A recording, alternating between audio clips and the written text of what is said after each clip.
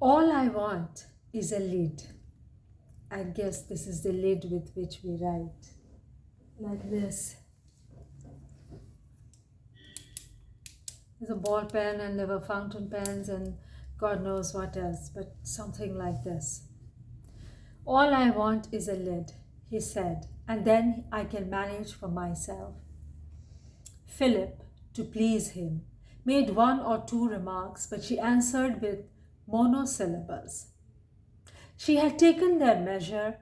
They were boys, and she surmised they were students. She had no use for them.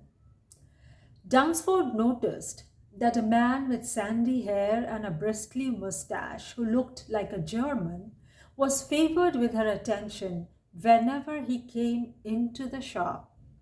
And then it was only by calling her 2 or 3 times that they could induce her to take their order.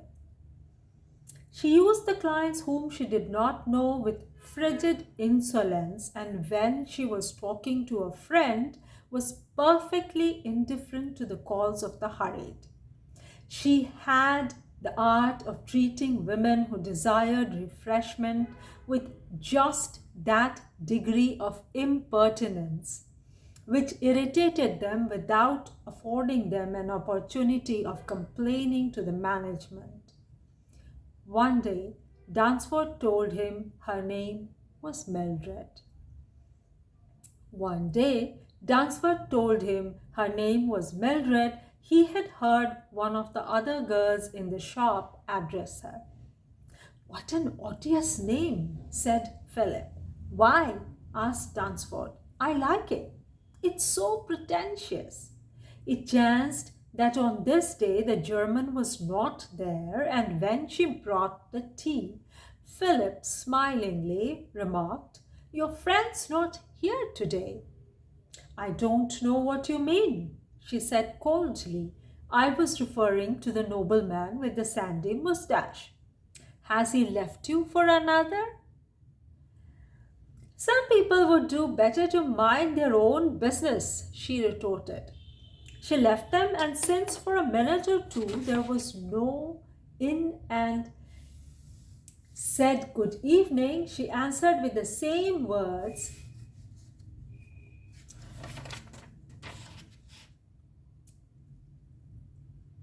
Just a minute, yes, there was, and since for a minute or two there was no one to attend to. See, this is an old book, and sometimes the pages get stuck.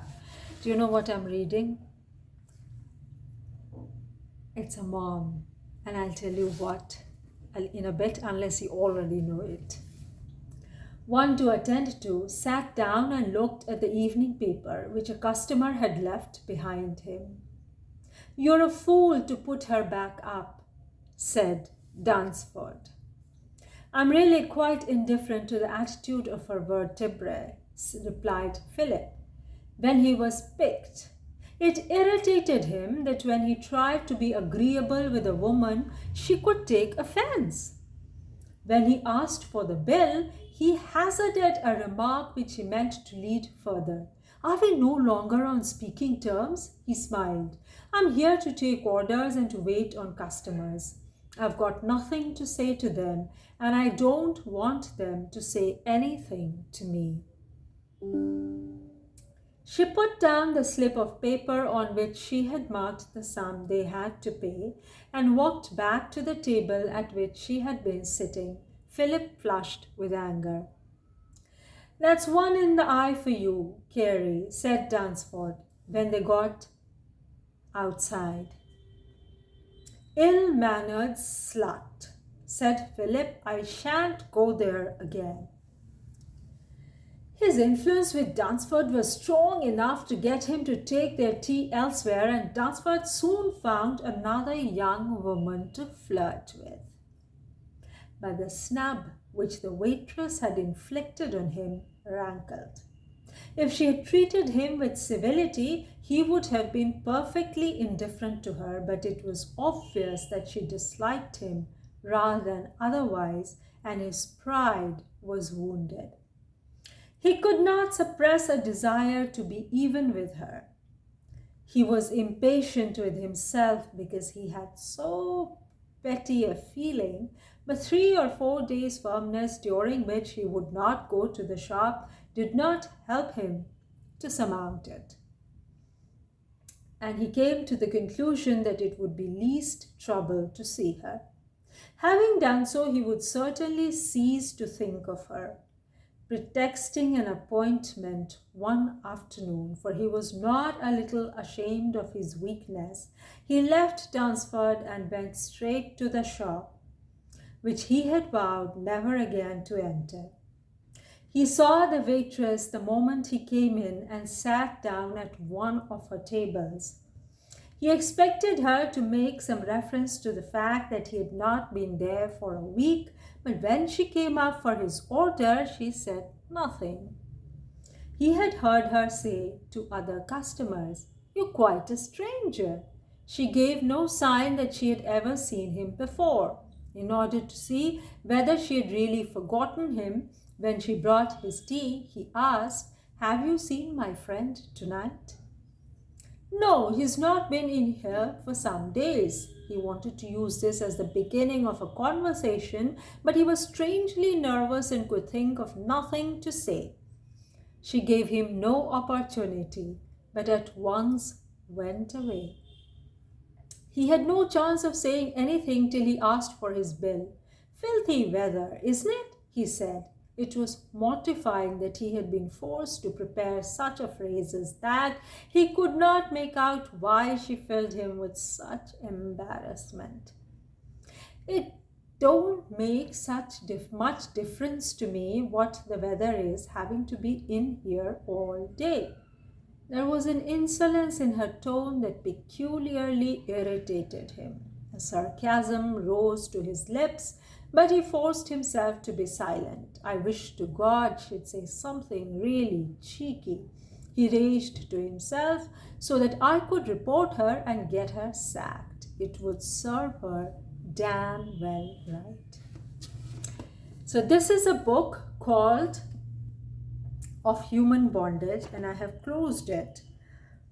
And what I would like to share with you is what is said as a blurb behind this one. And before I do that, I just want to share that I was reading from Somewhere in the Middle.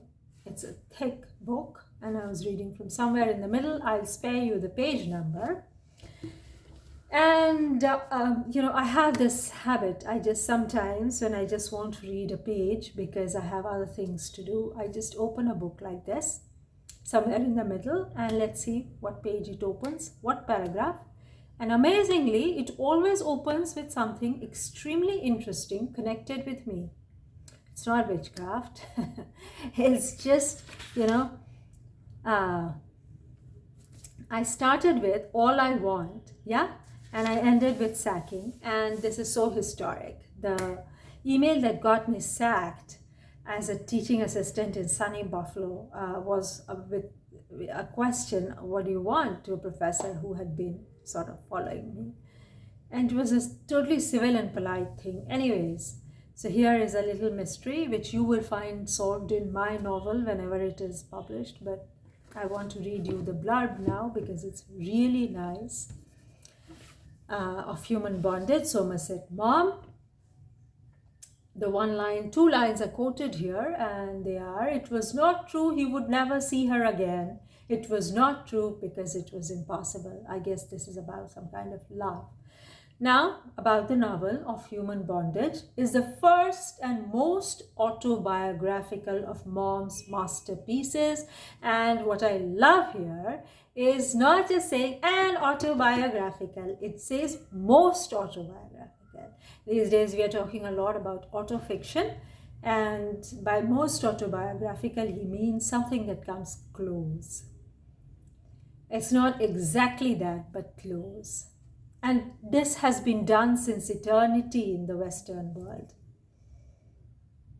It tells the story of Philip Carey, an orphan eager for life, love, and adventure. After a few months studying in Heidelberg and a brief spell in Paris as a would-be artist, Philip settles in London to train as a doctor. And that is where he meets Mildred, the loud but irresistible waitress with whom he plunges into a formative, tortured, and masochistic affair which very nearly ruins him. It is in Of Human Bondage that the essential themes of autonomy and enslavement, which dominate so much of Maugham's writings, are most profoundly explored. Here at last is a great writer on the threshold of old age, determined to tell the truth in a form which releases all the possibilities of his heart. This is by Cyril Connolly. And Gabriel Garcia Marquez says, one of my favorite writers. How divine. Thank you for listening to me. Like and subscribe.